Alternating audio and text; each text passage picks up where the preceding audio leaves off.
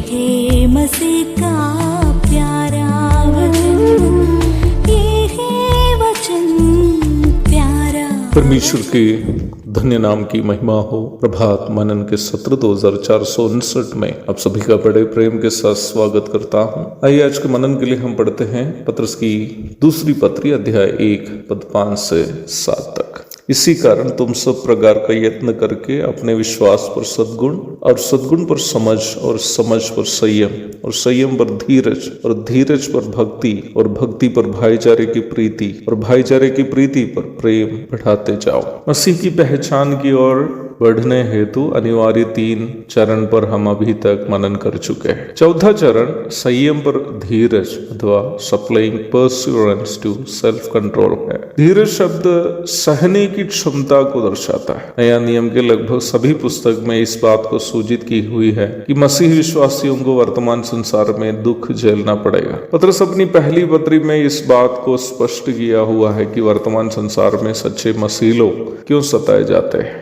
अध्याय 4 की 4 में हम इस प्रकार पढ़ते हैं, इससे वे अचंबा करते हैं कि तुम ऐसे भारी लुचपन में उनका साथ नहीं देते और इसलिए वे बुरा भला कहते हैं। जब हम संसार के पापों में नहीं फंसने के लिए अपने अंदर संयम रखते हुए उन पापों से दूर रहने की कोशिश करते हैं, तो जो लोग चाहते हैं कि हम भी उनके पापों में सहभागी हो, हमें औरों के सामने दोषी ठहराने की कोशिश कर सकते हैं, क्योंकि हमारा संयम उनके अंदर उन्हें दोषी साबित करता है। पुराना एवं नया दोनों नियमों में संयम बरतने के कारण संसार के लोगों के द्वारा दुख उठाए हुए अनेकों भक्तों को हम देखते हैं। यूसुफ को इसलिए जेल जाना पड़ा क्योंकि वह उसके मालकिन के पाप में सहभागी होना नहीं चाहा। उत्पत्ति अध्याय 39 की 7 से 20 तक। शद्रक, मेशक एवं अबेदनगो को आग की भट्टी में इसलिए उतरना पड़ा क्योंकि वे लोग राजा के पाप में सहभागी होने से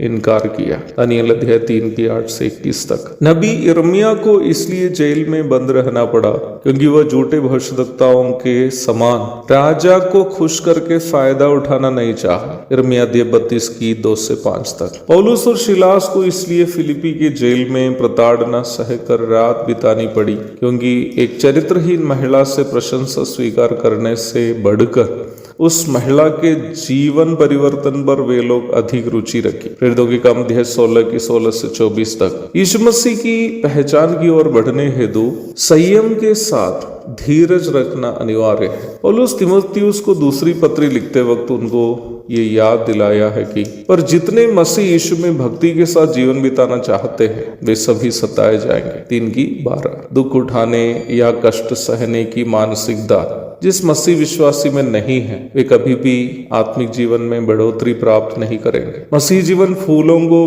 बिछाए हुए बिस्तर नहीं है, बल्कि ये पत्थर और कांटों से भरे रास्ता है। उन पत्थरों और कांटों पर जो लोग खुशी से चलना नहीं चाहते हैं, मसीह जीवन उनके लिए नहीं है।